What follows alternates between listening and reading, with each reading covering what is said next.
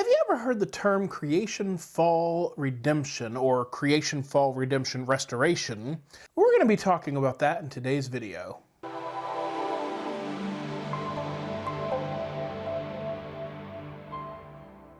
Hey guys, and welcome back to God's Word Made Simple by Simple Servant Ministries. My name is Aaron Hawk, and if this is your first time visiting with us, I just want to say welcome and thank you for joining us today. God's Word Made Simple is an online discipleship ministry dedicated to taking God's Word and making it simple. We want to help you understand God's Word, apply it to your life, and grow in your relationship with the Lord. And by the way, if you appreciate this ministry and content, at some point make sure and hit that subscribe button, turn that bell notification to all so you don't miss any future videos. We would love to have you as part of our family. Okay guys, so welcome back. So today we are talking about the phrase or the idea of creation, fall, redemption, restoration. And this should be a relatively short video. I've addressed this in other videos, and it's really basically just a concept or a construct. That's the word I was looking for. It's basically a construct to help describe the ebb and flow of Scripture, as well as routines that we find ourselves in even today in our own lives. So this is one that is not only found throughout Scripture, but also used quite a bit in counseling. So, or in particular Christian counseling. Bottom line, it's a circle and it starts with creation. Something is new, and then it leads to a fall. So creation meaning Genesis. By the way, if you haven't caught my Genesis series, you can catch it there. But Genesis, God creates the world, Adam and Eve, everything is perfect. Then the next phase is fall, right? Human beings just mess things up. We are sinful at our core. So we mess things up. That's just what we do. So that is the fall. So you have creation, fall, then you have redemption. Well, God wants to have fellowship with us. We don't really understand why, but He wants to have fellowship with us, so He redeems us. He provides a way for us to be saved from the punishment of our sin. Sometimes the consequences. By the way, if you haven't caught it before, catch my video on legal versus natural consequences. Does God save us from the consequences of our sins? You can catch that video up there. I really like that video. It's one that I had a lot of fun making and a concept that I use a lot. So redemption is the picture of Jesus. He came to pay for our sins and provide a way out of that punishment. So that is the redemption. And then the last part of the circle is restoration, and that is where now we would call that part of it is sanctification, but also a restoring of the relationship, thus restoration. And that's where we walk in fellowship with God again. Now, some people combine redemption and restoration because they do overlap quite a bit, and some graphics have them separate. Either one is fine. I prefer the 4-part instead of the 3-part. I think that the restoration is important from a counseling perspective, and that's why I prefer to use that one as well as theological.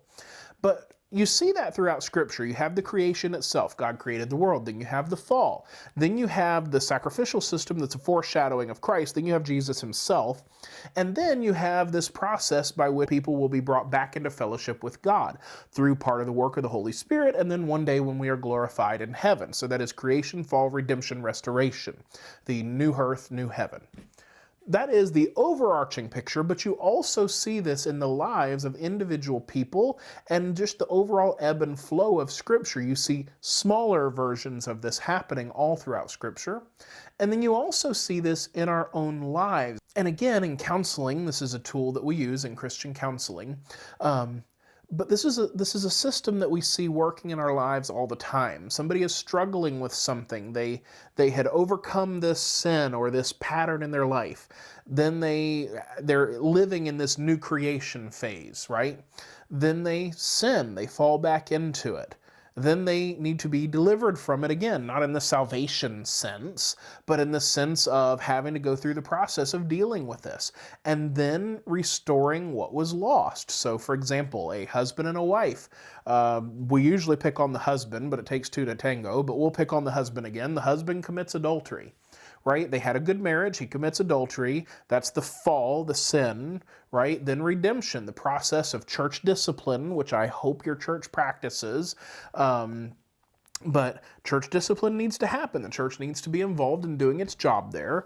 And counseling in that case, right? That is the redemption But just because he has now gone through the process of counseling and forsaken his sin, that doesn't mean that the warm fuzzies are going to be there, and it doesn't mean that the trust is instantaneously going to be there again in their marriage relationship.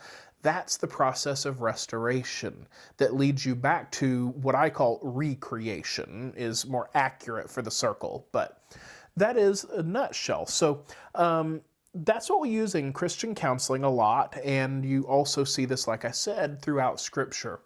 When you understand this process, it will really help you in your Bible reading in general, as well as in your own life, to help understand that we sin, we live in this state of, where things are good. It's not true perfection on this, this side of the actual fall of humanity. But we live in this state of where things are good. Then we fall into sin. Then we have to be delivered from that sin.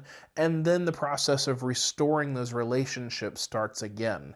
And this is a cycle that we go through. And I hate it. I hate that that's the cycle that we're in, but it's a cycle that we go through throughout our lives. And everybody does, not just Christians. Everybody goes through that cycle. Just sometimes the cycle gets broken. And of course, if you don't have the gospel, then you don't have the true way to fix that cycle. So anyway, it was definitely a shorter video today, but I just wanted to share that concept with you. It might be new, it may be a refresher, but it's a very helpful one as you learn to apply it in other areas of your life or throughout your life. All right, guys, that's it for today. I really appreciate it. If you appreciate this ministry and this content, make sure you hit that like button, hit subscribe, turn that bell notification to all so you don't miss any future videos. If you do want to support this ministry, the two best ways to do that, number one is hit that share button. Share us on your social media to help us get the word out, literally. And then if you want to help us financially, we definitely need some help. There is a link down in the description to do that. All gifts are tax deductible since Simple Servant Ministries is a 501c3. All right, guys, that's it for today. Thank you very much, and God bless.